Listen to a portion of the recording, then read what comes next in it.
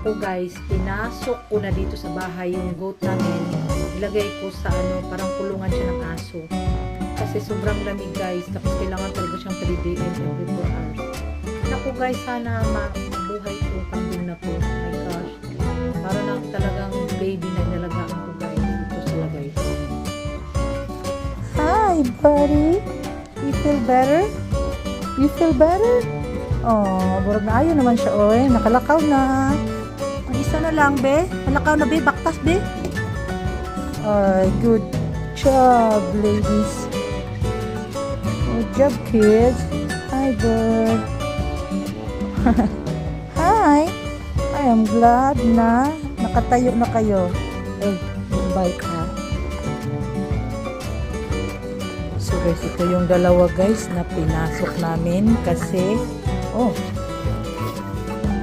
merong inuubo to. Hi, buddy. Hi. Nasok na siya dito guys sa kulungan ng aso. May kulungan kami ito malaki. Hi, bud. Alright.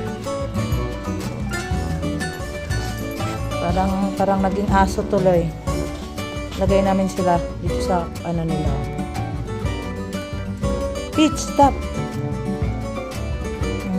Come here. Kids. Roxy, don't bite, ha? Don't bite him, buddy. Kids. Kids. Mimi. Talagang napasok na sa loob ng bahay. Come here. See? Don't eat it. Roxy.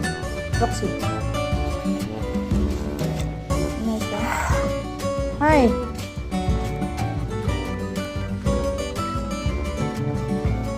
Oh.